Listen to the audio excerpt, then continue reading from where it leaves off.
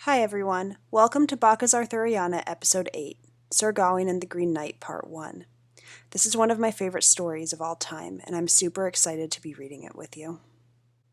The author of Sir Gawain is unknown to us, and as Wilhelm mentions, he, because the author is assumed to be male, wrote 3 other pieces, Patience, Piety, and Pearl. St. Erkenwald is also attributed to him. Pearl is the other of the poet's work that is an acknowledged masterpiece. It's a dream vision and has a lot to do with a misguided Christian soul. The poet who wrote all of this is generally known as the Gawain poet, but is also known as the Pearl poet.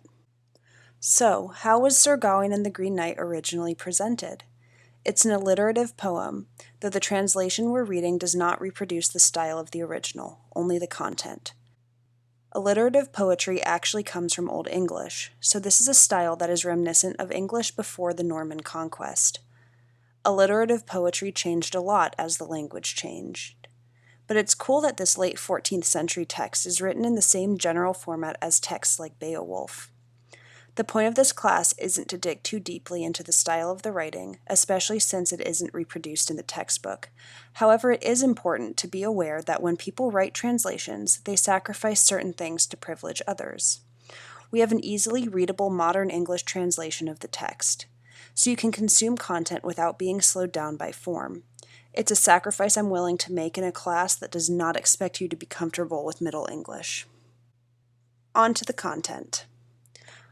In Part 1, Arthur and his pals are celebrating the new year in Camelot, but they're young and a little naive. It's a playful, active court.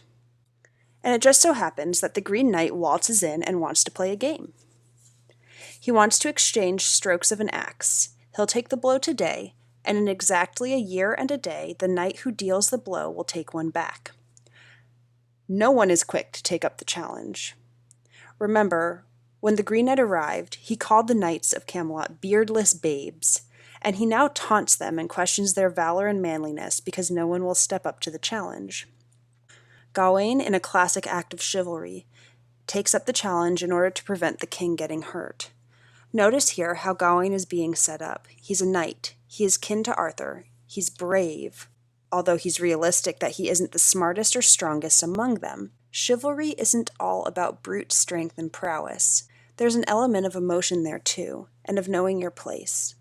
Knights could get emotional just like anyone else, and no one expected them to swallow their feelings or never cry, even though we might think that would be the case.